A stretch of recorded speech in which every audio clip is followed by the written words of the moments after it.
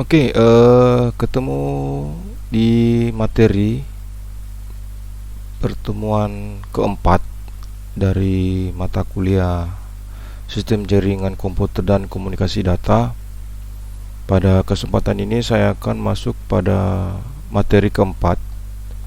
Materi keempat itu model OSI TCP/IP.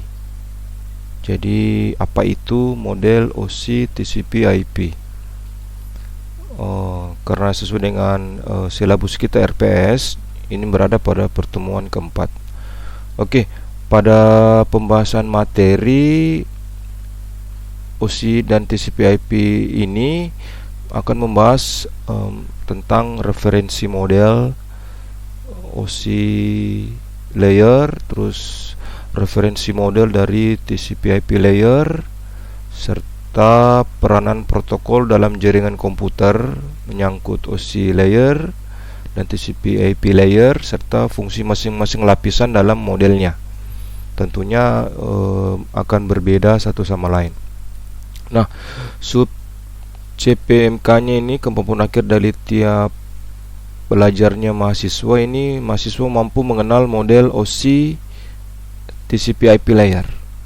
Jadi cukup satu kali pertemuan akan membahas tuntas, serta nanti akan diberikan pemaparan materi, terus ada video animasi dan implementasinya dalam sebuah aplikasi yang kita menggunakan Wireshark.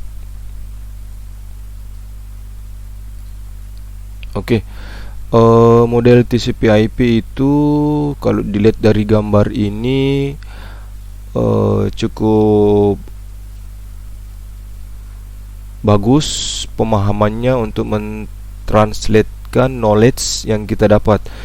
Jadi model-model layer itu dihitungnya mulai dari bawah yang satu, terus data link layer, ini contoh, ini ada network, ada transport, session, presentation, dan application. Dan di setiap bagian ini ada fungsi-fungsi yang terjadi yang di dalamnya. Ada data dan enkripsi, terus internal communication, dan perangkat keras, apa yang terjadi, dan MAC address. Jadi ini saya pakai contoh lapisan-lapisan ini, kita akan membahas secara detailnya ya. Oke, kalau kita lihat dari ini gambar, tentunya kita ingin tahu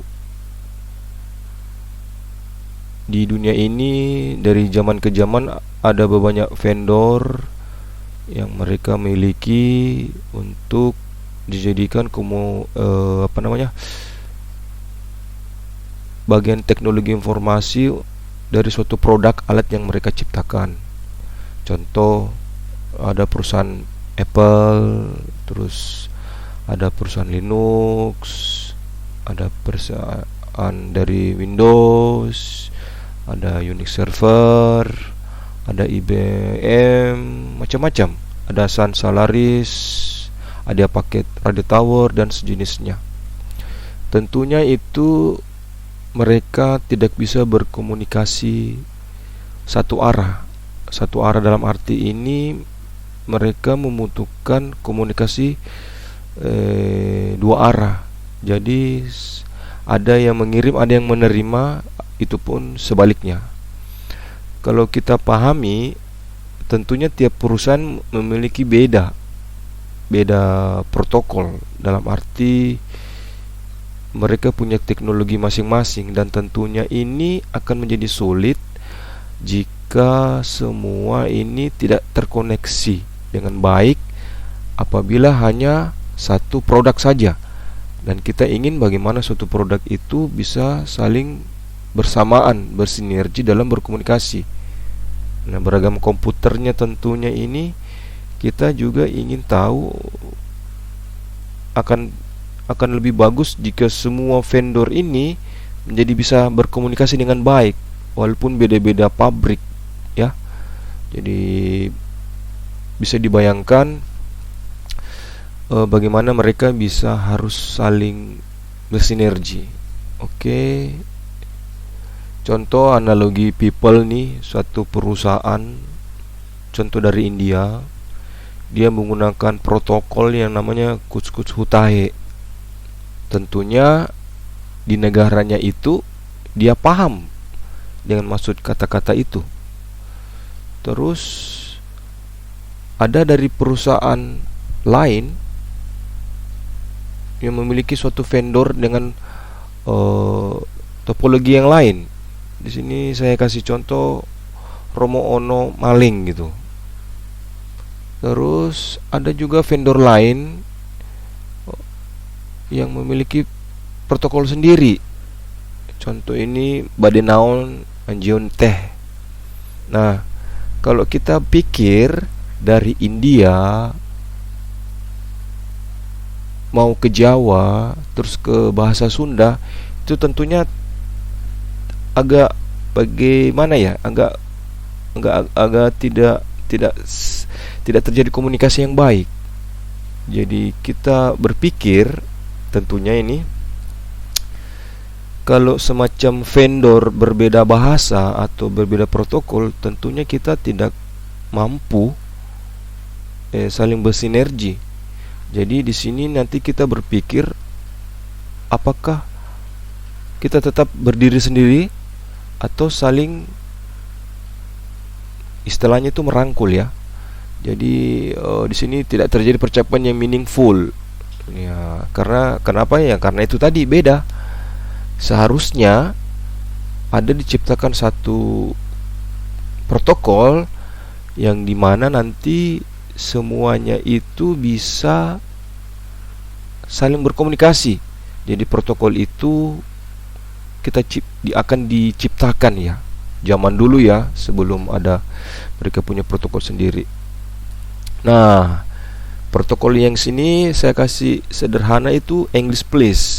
Jadi tentunya di setiap negara, di setiap bahasa percakapan yang internasional, walaupun ada bahasa-bahasa lain, tapi kemungkinan lebih banyak orang pakai English. Jadi kalau produk dari India tadi ngomongnya bahasa Inggris, terus produk dari Jawa tadi ngomongnya bahasa Inggris, maksud ingin disampaikan, jadi bahasa India translate ke Inggris, orang Jawa translate ke Inggris, orang Sunda translate ke Inggris. Tentunya satu protokol kalau Inggris itu pasti kita percakapannya enak gitu. Jadi bisa terselesaikan, bisa mengerti satu produk yang lain. Jadi aturannya bahasa Inggris itu adalah protokolnya. Oke. Nah, kembali lagi ke beberapa vendor yang tadi, harusnya itu menggunakan protokol yang disetujui bersama. Jadi kalau protokol itu tidak disetujui, tentunya satu sama lain tidak bisa terjadi komunikasi yang baik. Nah, supaya protokol itu satu sama lain bisa berkomunikasi, diciptakanlah suatu protokol. Seharusnya protokol itu menjadi bagian terpenting dari suatu produk. Jadi kalau produk apapun yang bisa keluar namanya pakai protokol ini, tentunya istilahnya tune in ya, sudah bisa ready dipakai. Oke, tentunya juga kalau suatu alat yang tidak support dengan protokol itu, pasti di pasaran dia tidak laku komponen-komponen alat itu. Nah, protokol komunikasi komputer itu memiliki aturan dan perjanjian dalam mengatur pertukaran informasi antar komputer, antar vendor gitu ya. Yang menisikannya itu ada sintaks, susunan format dan pola bit serta bits ya. Semantik itu kendali sistem dan konteks informasi yang digandung oleh pola bit dan bytes. Oke. Nah, suatu sistem komputer itu kompleks. Jadi sistem komunikasi itu kompleks, tidak hanya menggunakan satu protokol. Jadi di sini protokol itu sebisa mungkin memiliki satu cadangan gitu ya. Jadi kalau protokol satu mati, ada cadangan yang lain. Jadi protokolnya switch, ditukar gitu ketika suatu produk ada masalah, hardware failure, network ya tidak baik, paketnya delay atau loss, datanya korup, datanya duplikat itu, protokol switchnya itu ada. Jadi protokol cadangan. Nah, akan sangat kompleks membuat suatu protokol tunggal yang menangani masalah-masalah di atas. Jadi sangat kompleks lagi. Nah, ya kan? Nah, pada pembahasan yang ini saya akan menjelaskan itu protokol yang namanya OSI layer. Jadi ketika ISO International Standard Organization membuat standar protokol, maka terciptalah sebuah standar model referensi.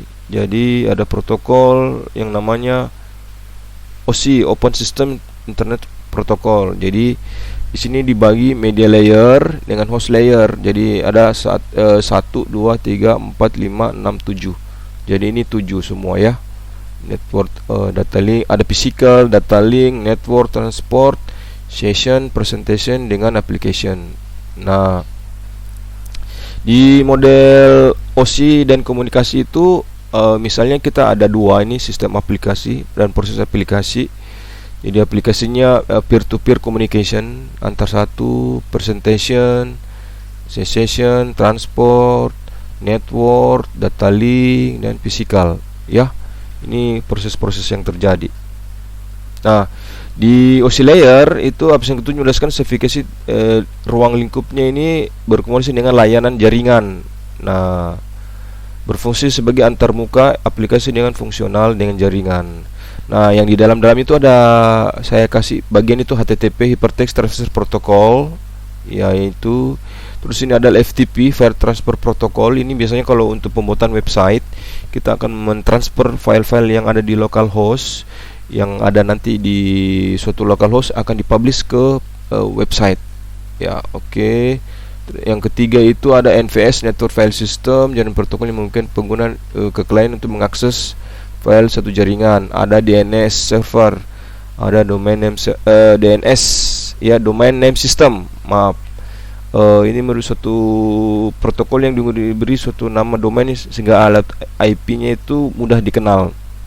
Yang selanjutnya itu POP3 Office, transfer dari mail, jadi main multi-post internet mail merge ini untuk text, server match block DOS atau Windows, ini NTP Network Transfer Protocol, DHCP Dynamic Configuration Protocol. Jadi di 7 aplikasi layer ini ada protokol, di aplikasi layer ada protokol yang ini lagi ya. Oke, di presentasi layer lapisan ke-6 ini mentranslasikan data yang hendak ditransmisikan, mentranslasikan ya. Jadi di sini ada protokol dalam level ini, ada telnet. Jadi protokol yang digunakan untuk akses remote masuk ke dalam suatu host secara teks, SMTP Simple Mail Transfer Protocol, dan SNP Simple Network Management Protocol. Nah, di sisi kelima ini ada lapisan untuk bagaimana koneksi dapat dibuat. Jadi koneksinya itu ada NetBIOS, ada NetBUI, oke, ada ADSP, ada PAP Printer Access Protocol dengan SPDU Protokol Data Unit. Jadi di sini bisa dipahami secara singkat saja ya. Nah, di transfer OSI layer yang keempat berfungsi untuk memecahkan data ke dalam paket-paket, jadi memberikan nomor urut ke paket tersebut sehingga dapat disusun kembali pada sisi yang setelah diterima. Jadi paket-paket ini supaya dibuat yang sedemikian kecil, jadi tidak mengirim sesuatu yang besar, dibuat yang kecil-kecil. Nah, TCP di sini protokol yang ada dalam sini adalah TCP Transfer Control Protocol dan UDP User Datagram Protocol. Nah, di network ketiga ada network layer.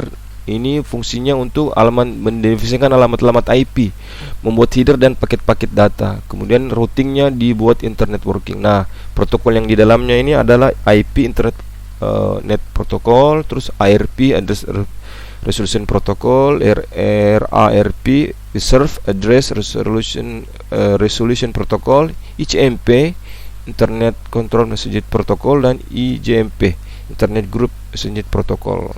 Nah, data link layer lapisan kode ini menentukan bagaimana bit-bit dapat dikumpulkan menjadi format yang disebut dengan frame. Jadi di sini ada menyinggung masalah MAC address, menentukan bagaimana perangkat-perangkat jaringan seperti hub, bridge, repeater, switch, layer bisa beroperasi. Jadi protokol ini ada PPP-nya itu ya, point to point protokol dengan SLIP, serial line internet protocol. Nah, layer yang paling di bawah dari OC layer itu adalah physical layer. Nah, ini untuk mendefinisikan media transmisi jaringan. Seperti kita ketahui ada token ring, pengenalan kartu jaringan, bagaimana itu dapat terkoneksi. Nah, jadi itulah pembahasan dari OC layer. Nah, perkembangannya dari OC layer adalah TCP/IP. Di sini kalau kita lihat TCP/IP itu menggabungkan aplikasi presentasi session menjadikan satu aplikasi. Jadi dimudahkan, disimpelkan. Nah, di TCP/IP juga transport menjadi transport nih. Oke, transport layernya menjadi IP nih sini. Jadi data linknya menjadi network interface ya. Jadi ini digabung, jadi ada penghematan 4, 3, 2, 1 ini. Satu jadi data link menjadi network interface. Ini 2, ini 3. Oke. Nah, protokol yang di TCP itu adalah application. Jadi ini menyediakan service-service terhadap software, jadi HTTP, FTP, POP3 dan SMPT. Nah, ini lapisan yang bertanggung jawab untuk menyediakan akses kepada layanan TCP/IP. Protokolnya domain system, ada DNS, ada beberapa macam protokol ya. Ini kalau masih pakai Microsoft TCP/IP bisa NetBEUI. NetBEUI. Oke. Yang ketiga itu dari TCP/IP layer adalah transfer layer, berfungsi menyediakan service yang akan digunakan untuk aplikasi layer menjadi dua protokol, yaitu TCP dan UDP, sama tadi di OC layer ya. Untuk host, data user datagram protokol UDP. Yang ketiga itu internet layer, memiliki fungsi sebagai IP address routing. Jadi kita ingin mencari protokolnya itu TCP/IP. Jadi protokol ini bertanggung jawab untuk melakukan pemetaan routing dan mengencapsul paket-paket dari jaringan menjadi paket-paket IP ya. Jadi bekerjanya seperti kayak resolution, ARP, HMP, Group Management Protocol, IMC. Nah, di layer paling bawah yang dari TCP/IP adalah network access. Ini berfungsi mendefinisikan protokol dari hardware. Jadi LAN, WAN, perangkat-perangkat internet ya. Jadi ada token ring, MAN dan WAN. Oke. Nah, catatan penting nih, kalau di data link layer itu adalah komunikasi antar mesin dalam jaringan yang sama.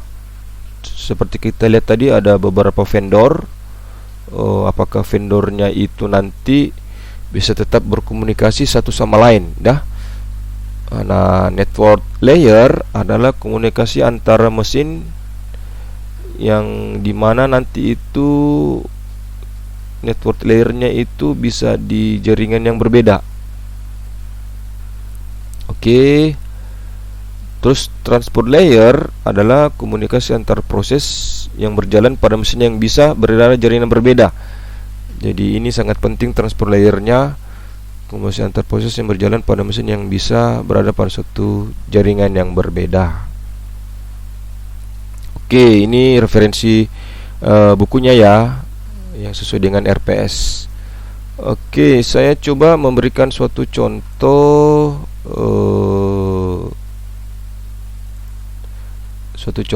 Ini ada contoh, ini ada paket-paket layer yang dia bisa diisi ya, ada file semua itu, nanti paketnya ini dikirim dalam satu, diilustrasikan dalam suatu kapsul ya, semacam kayak blok-blok begitu, supaya tidak sekaligus berjalan karena dibagi supaya ya ini jalan sesuai dengan tidak membutuhkan space yang besar. Jadi ini dia kasih bagi perkecil. Nah, berjalannya paket itu tadi dilewatkan pada layer-layer yang di ini. Di sini model assemblage-nya adalah masih tetap OC layer ya. Jadi di sini dikirim. Pada waktu proses pengirimannya itu tentunya ada kendala-kendala. Nah, kendala-kendalanya itu diilustrasikan ya. Dalam video ini ada masuk layer presentation.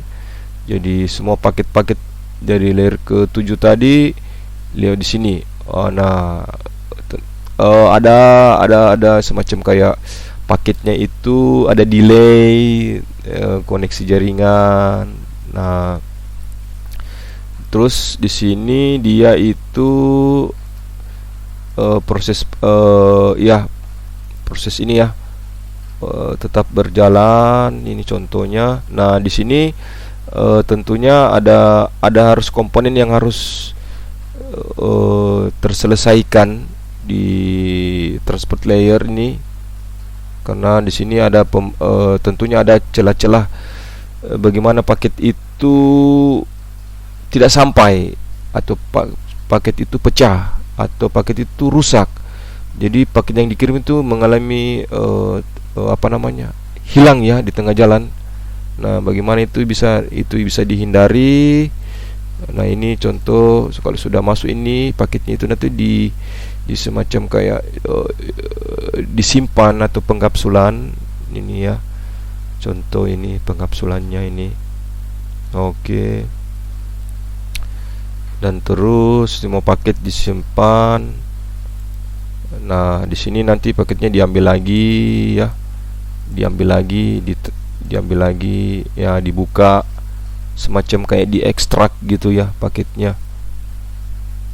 Paketnya. Terus setelah itu melalui proses itu lagi tadi ya. Ini contoh ada paket yang tidak sampai pada pengiriman. Apa yang harus dilakukan yaitu tadi bagaimana dibuat menjadi lebih bagus lagi ya. Ini contoh ini sederhana jadi lebih bagus ini. Oke. Setelah berjalannya itu paket dikirim antar satu komputer bisa pada layer yang selanjutnya. Disinilah penerimaannya lagi dilakukan ya, memenuhi beberapa tahap. Dan jika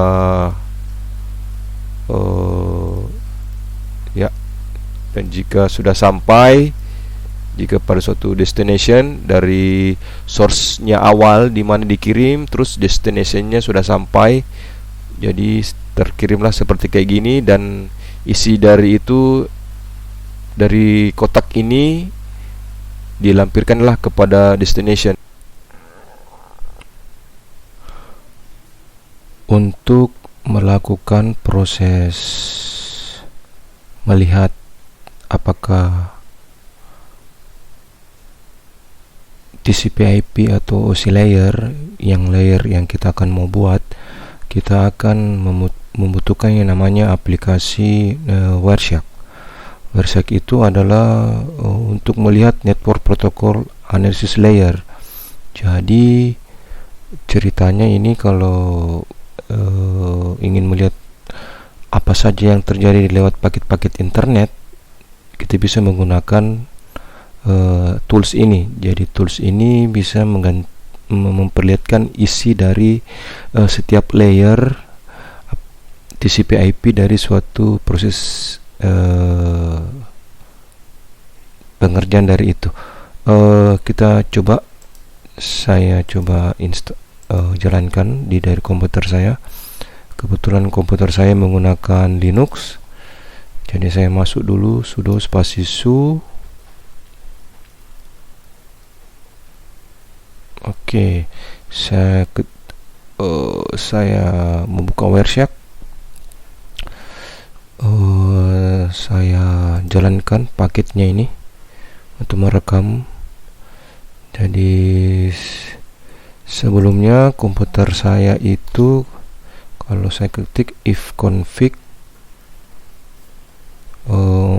IP address-nya 192.168.1.8. Oke, jadi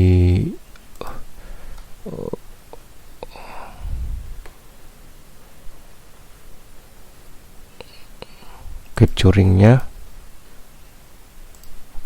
saya kasih lihat. Terus ini IP saya, ingat ini 192.168.1.8. Jadi komputer ini terkoneksi dengan internet. Layernya ini ada 1, 2, 3, 4, 5. Jadi di dalam ini adalah encapsuling. Jadi semua paket-paket di capsuling ya, seperti kayak gini. Nah, di dalam ini kita bisa lihat apa yang terjadi ini di komputer saya. Jadi di komputer saya itu paket yang dia terima, contoh ini mengirim adalah interface WLAN. Encapsulnya di Ethernet 1, arrival time.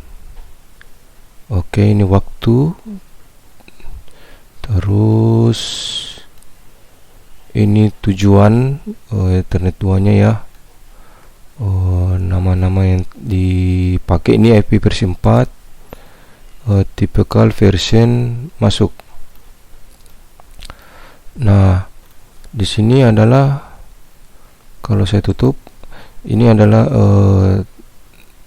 PID, time, waktu, source, sumber, destination-nya, protokol apa yang dia pakai. Ini contoh TCP.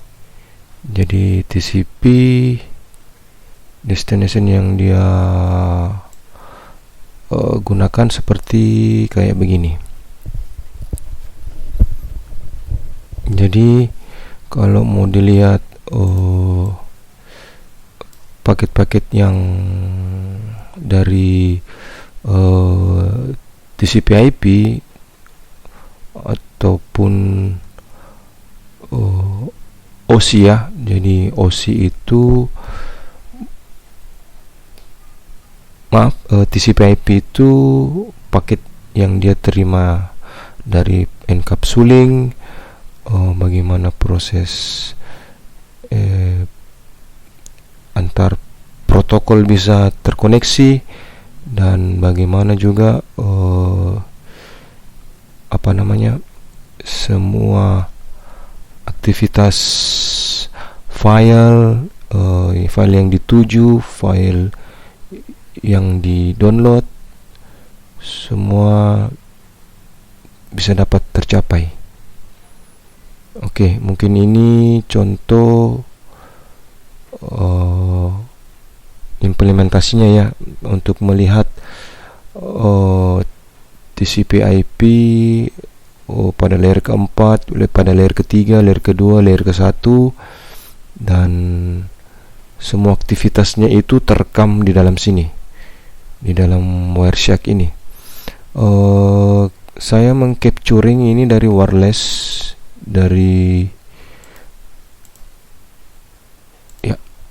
capturing dari wireless saya ya, WLAN PS0 ya, WLP PS0 saya. Oke.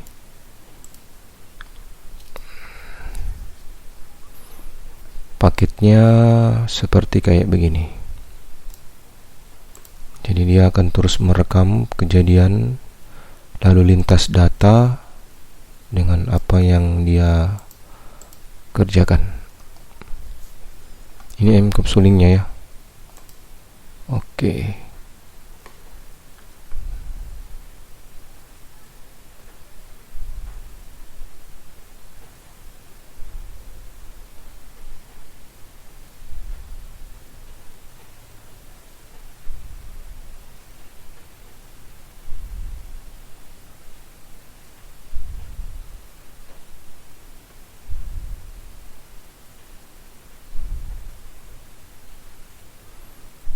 Oke, protokol TCP juga ada, TLSP juga ada ya. Ini TLSP,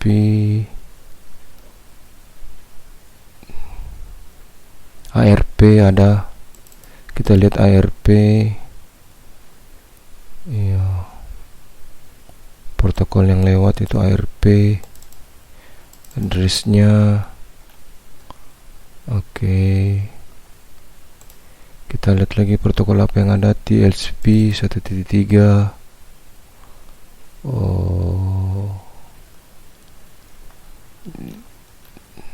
Paket-paketnya yang didapat ya. Transmisi, layer security, frame,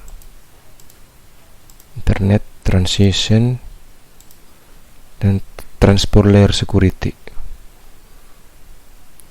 Terus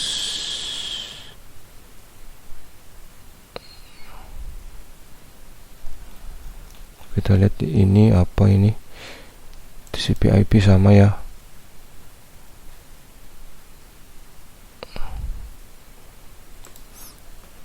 Kita lihat paket yang lain, DNS,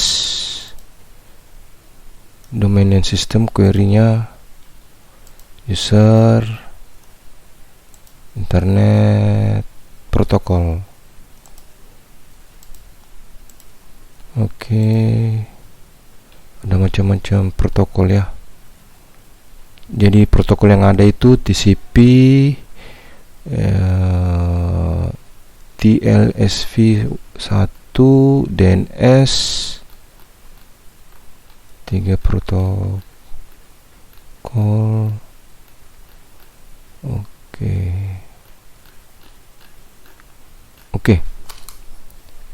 Sekian dulu video tutorial tentang pemanfaatan Wireshark untuk melihat lapisan-lapisan dari TCP OSI layer atau TCP IP. Sekian dan terima kasih.